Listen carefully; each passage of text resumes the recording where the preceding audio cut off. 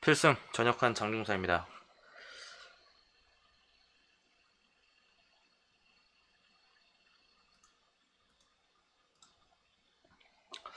네. 오늘은 뭐 오늘이라고 해봐야 뭐 거의 지금 처음 하는 건데 이 공군 부사관 뭐 저는 공군 부사관 출신입니다. 지금은 이제 전역했고요. 뭐 닉네임 그대로 채널 이름대로 전역한 장중사입니다. 공군 부사관으로 전역을 했는데 그 부사관 입대에 대해서 좀 한번 얘기를 해볼게요. 뭐 부사관 입대하는 방법이 뭐 따로 있는지 있나요?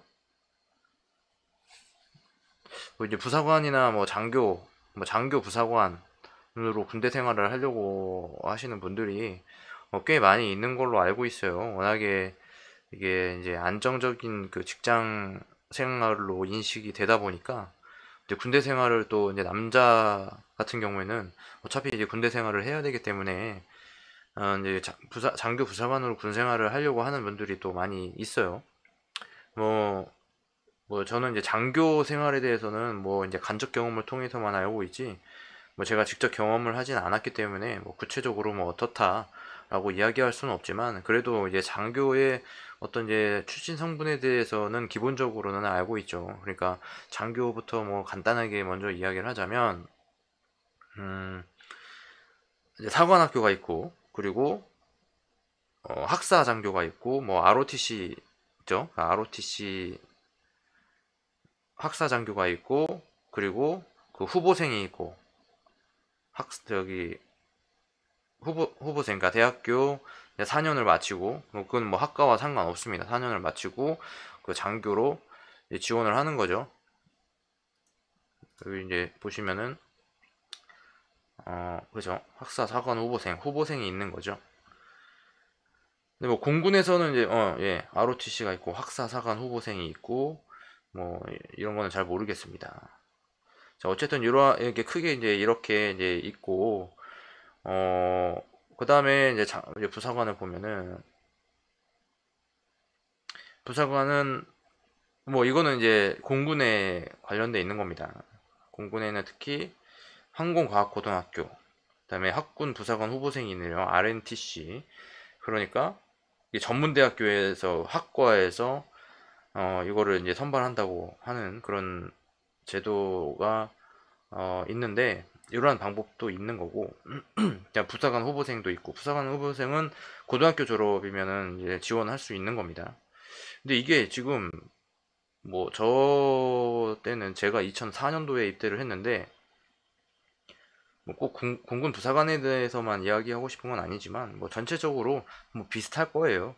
물론 이제 공군 부사관이 제가 이제 출신이기 때문에 공군 부사관 출신이기 때문에 좀 더 이야기하는데 도움이 될 거라고 생각을 하고 또 이제 제 생각에는 이제 좀 나중에 얘기하겠지만 공군 부사관이 좀더 어떤 이제 공무원으로서 직장 생활을 하는 그런 개념으로 이 생활하기에는 공군 부사관이 가장 좋지 않나 뭐 그런 말씀을 뭐 미리 드립니다. 이게 지금 기수가 어떻게 되는지는 모르겠어요. 이게 부사관 후보생 몇 기 하고 이것도 이제 부사관 후보생을 따로 기수를 하는지 그 점은 제가 확실하게 모르겠네요. 그 점을 한번 찾아볼까요? 이거 어떻게 되는지. 학군 부사관 후보생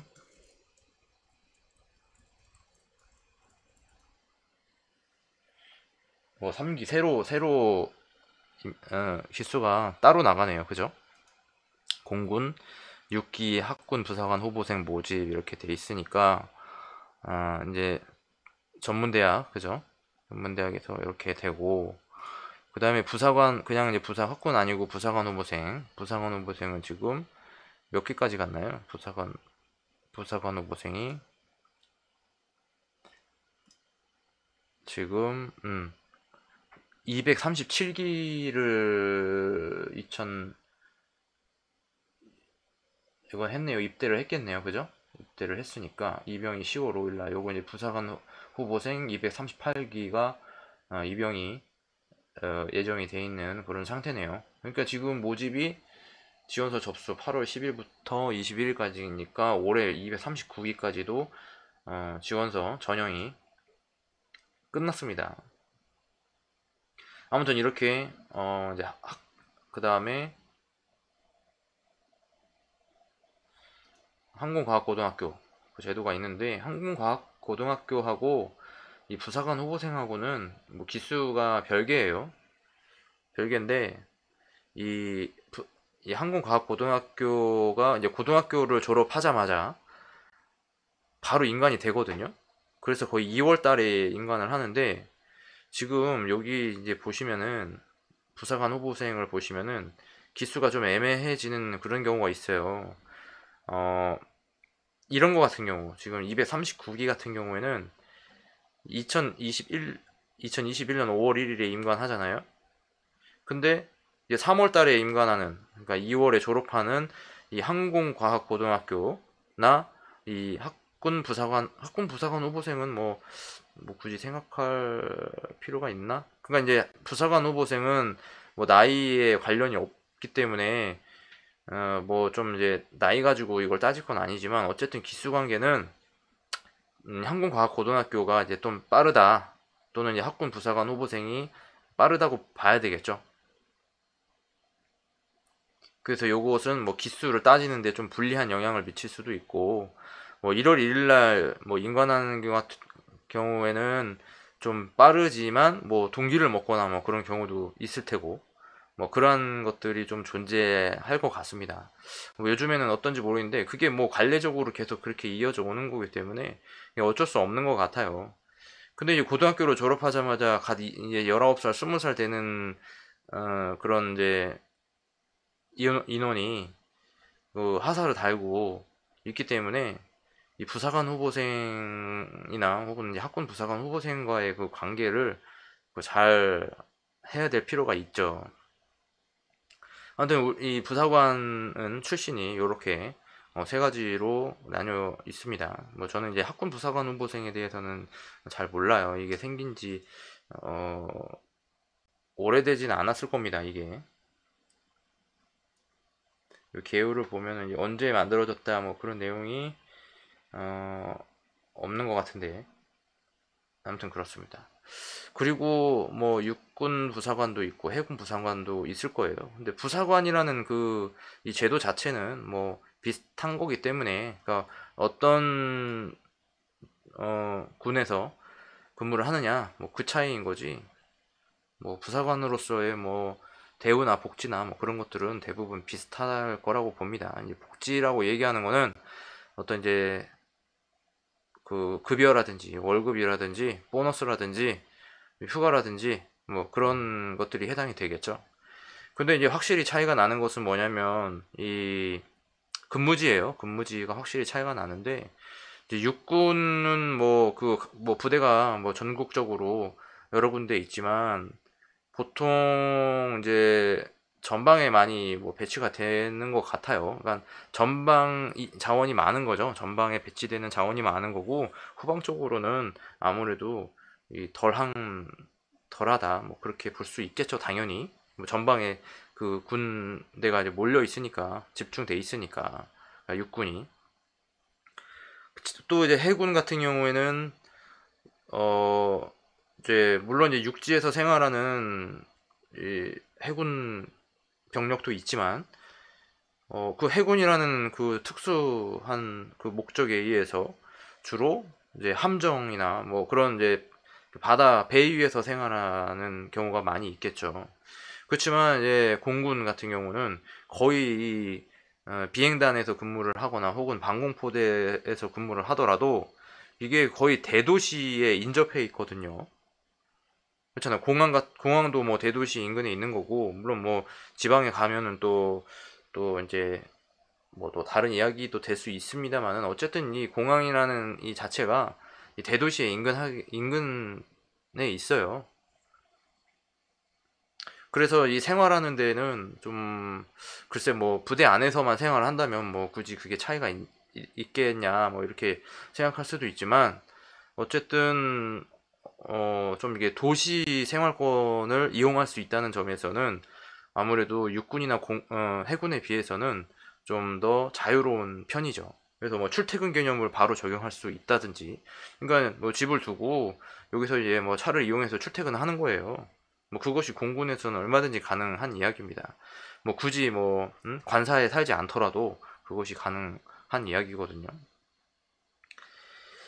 근데 이게 중요한 거는 뭐냐면, 어쨌든 이런 걸 통해서 우리가 뭐 여러분들이, 뭐 저는 아닙니다만, 여러분들이 이 부사관에 입대를 하려고 하는 그런 목적을 가지고 있는 거잖아요. 그럼 어떻게 이게 입대를 해야 되느냐. 음, 그게 이제 중요한 거란 말이에요. 내가 입대를 해야지 뭐 복지를 이용하든지 뭐 출퇴근을 하든지 그렇게 할 텐데, 이게 어떤 방법이 유리하느냐, 뭐 그런 거를 한번 이제 생각해 보자 이거예요.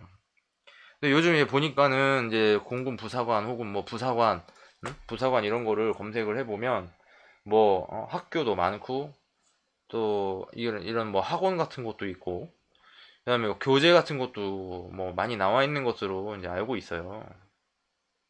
근데 이거를 이런 사교육을 통해서 공부를 해야만 이게 반드시 입학할 수 있는지 뭐 그 부분에 대해서는 제가 좀 불명확해요. 그러니까 이거를 공부한다고 해서 합격되냐? 그렇다고 공부 안 한다고 해서 합격이 안 될 것이냐? 뭐 그런 문제가 아니라는 이야기죠. 물론 어느 정도 어떤 이제 기초 지식을 가지고 들어가는 거는 뭐 나쁘다고 얘기할 수는 없지만, 예를 들어 뭐 부사관 뭐 이런 이거는 이제 뭐 광고가 아닙니다. 뭐 이게 네이버에 검색해 보면은 뭐 얼마든지 나오는 자료들이기 때문에 뭐 그거를 이제 보려고 하는 거라서 뭐 그런 거지. 뭐 이게 뭐 제가 광고를 위해서 이런 건 아니라는 점 미리 말씀드리겠습니다. 뭐 이렇게 이제 뭐 이런 이제 학원이 있어가지고 뭐 이런 이제 뭐 한국사, 영어, 체력, 면접 이런 거를 이제 대비하기 위한 그런 훈련을 나름대로 이 학원에서 하는 거죠. 근데 이게 뭐 이렇게 공부를 해서 시험을 보고 들어가면 뭐 좋겠지만은 사실 이 수준은 고등학교 졸업 수준이면 문제 없다고 보는 거거든요.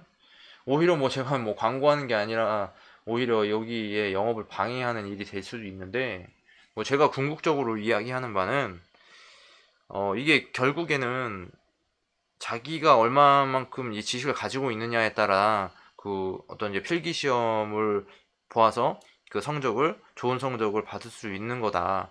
뭐 이런 이야기거든요.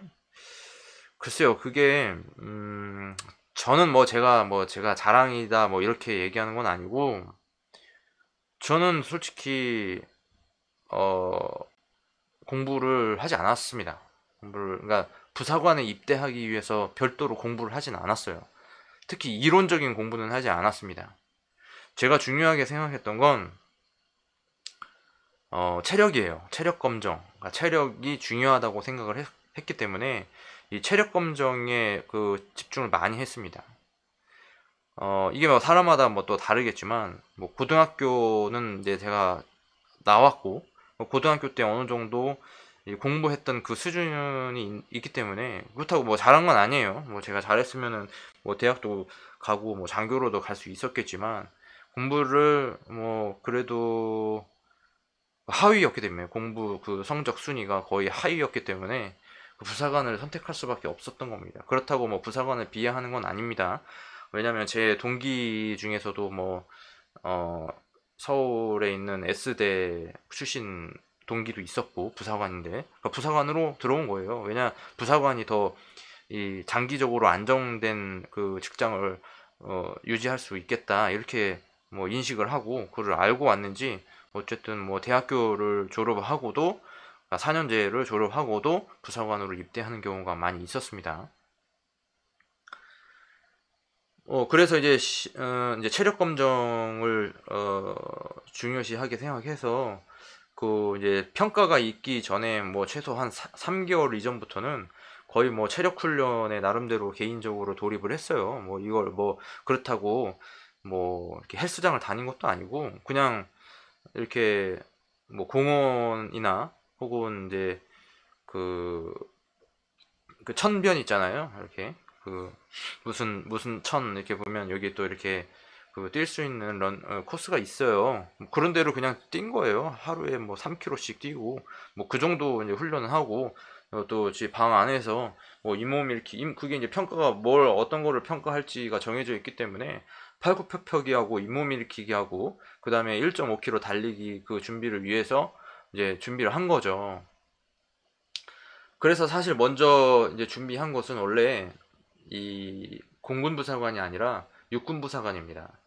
원래 육군부사관에 들어갔지만 육군부사관에 그 먼저 지원을 했어요. 육군부사관에 지원을 해서 사실 입대가 결정이 됐습니다. 최종 합격을 해가지고 시험을 봤죠. 최종 합격을 해서 육군부사관에 들어갔어요.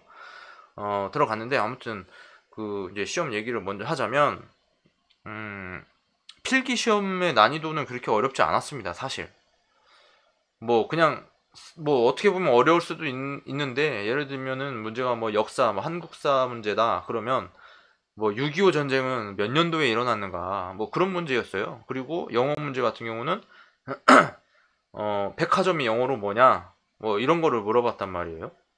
이거 뭐 그냥 뭐 쉽게 풀 수 있는 문제 아닌가요? 물론 6.25 전쟁, 한국 전쟁이 몇 년도에 일어났는지 뭐 공부를 안 하면 모를 수도 있어요. 그죠? 근데 이거는 뭐 아주 기본적인 상식적인 문제라고 보여집니다. 또 영어도 마찬가지고요. 백화점을 영어로 뭐라 하는지 그거를 모른다면 그 고등학교 수준이 아니라고 볼 수밖에 없는 거죠. 그런 문제가 이론 시험으로 나왔기 때문에 뭐 사실 그런 문제가 나올지 예상은 못했어요. 전혀 뭐 저는 당시에는 뭐 물론 뭐 인터넷도 있었지만 인터넷을 이렇게 적극적으로 활용할 수 있는 그런 상황은 아니었어요. 제가 2003년도 때 육군에 들어갔었던 거기 때문에 그래서 이제 체력 검정도 거의 뭐 최고 점수를 최고 등급을 받았죠. 최고 등급을 받고 최종 합격을 했는데 결국에는 제가 다시 나왔습니다. 육군 부사관으로 들어갔다가 논산훈련소에 입대를 해가지고 다시 나왔죠. 왜냐하면 그 나온 이유는 이게 제가 당시에 이제 안경을 쓰고 있었어요. 안경을 쓰고 있었는데 근데 그 병무청에서 이게 시력 측정을 하잖아요. 그때는 제가 안경을 안 쓰고 검사를 받았습니다. 왜냐 저는 이제 난시가 굉장히 심했는데 이 난시라는 것은 글자가 이렇게 멀면은 안 보이거나 가까우면 안 보이는 이런 개념이 아니라 멀고 가까운 그런 게 상관없이 이렇게 흐릿하게 보이는 거예요. 그러니까 글씨가 막 두세 개로 보이는 거죠. 막 겹쳐가지고 흐릿하게 보이는 거죠. 그러니까 뭐 육군이라는 글씨가 뭐 두 개로 보이는 게 아니라 그냥 막 번져 있는 거죠. 그러니까 그래서 뚜렷하게 이게 글씨가 뚜렷하지가 않아요. 근데 이게 굉장히 안 좋은 시력이었는데도 불구하고 뭐 진짜 뭐 조금 거짓말을 섞자면 거의 뭐 시력 측정할 때 시력 측정 검사기를 거의 외워서 할 정도로 그런 식으로 노력을 했습니다. 근데 이제 훈련 받을 때 이제 제 생각에는 안경을 쓰고 생활을 해야 하기 때문에 이제 안경을 이제 가져갔단 말이에요. 근데 그래서 안경 쓴 사람은 그 렌즈를 검사해 보겠다고 그렇게 이야기를 해가지고 안경을 제출했습니다. 그랬더니 이제 재검 판정이 나왔어요. 그래서 논산 국군 병원에 가서 정밀 측정을 다시 받아봐야 된다 이런 이야기를 듣고 어, 이제 재분류가 됐어요. 그래서 논산 국군병원에 가서 이 실질적으로 그냥 렌즈 아닌 그 눈을 시력 측정을 해가지고 이거는 안 된다. 뭐 이런 얘기를 하더라고요. 뭐 물론 이제 그 병무청에서 검사를 받고 제가 뭐 한 두 번 정도 연기를 했기 때문에 그러니까 징집 대상자로 영장이 나온 것을 이제 학교 다니는 거 한 번 하고 그리고 그다음에 부사관 합격, 육군 부사관 합격했다라는 것으로 해서 연장을 했기 때문에 그 기간 동안에 뭐 시력이 굉장히 안 좋아질 수도 있을 수도 있지만 어쨌든 뭐 처음부터 안 좋았던 거니까 그래서 이제 국군 병원에 대기를 하고 있는데 뭐 장용석이 누구 아니 뭐 제가 누구냐 제 이름을 이제 부르는 거예요. 그래서 뭐 저는 뭐 저다 이렇게 얘기하니까 네가 신의 아들이냐 뭐 이런 식으로 얘기를 하더라고요. 그래서 저는 신의 아들이 뭔 뜻인지 잘 몰라가지고 이제 물어봤어요. 신의 아들이 뭐예요? 이렇게 옆 사람한테 물어보니까 군대 안 가는 사람을 신의 아들이라고 그런다고 하더라고요. 근데 참 이거는 이제 너무 저 입장에서는 진짜 오로지 제가 살 길은 부사관밖에 없다 이렇게 생각하고 뭐 노력을 해서 뭐 체력 검정을 잘 하기 위해서 노력을 많이 하고 뭐 이런 시험을 준비는 하지 않았지만 그렇게 했는데 이게 떨어졌단 말이에요. 그래가지고 이제 나왔습니다. 육군 이제 목요일에 가입교대는 그러니까 월요일에 입대를 해서 목요일에 그 익산에 있는 육군 부사관 학교로 가는 이제 일반적으로 가는 일정이었는데 저는 이제 따로 다른 이제 한 20명 정도 이렇게 좀 다른 문제가 있는 그런 후보생들하고 같이 있다가 결국에는 퇴소를 했죠. 그러니까 논산 훈련소에서 퇴소를 해서 이제 그 앞에 이제 잔디밭이 있어요. 거기 이제 잔디밭에 좀 앉아 있었습니다.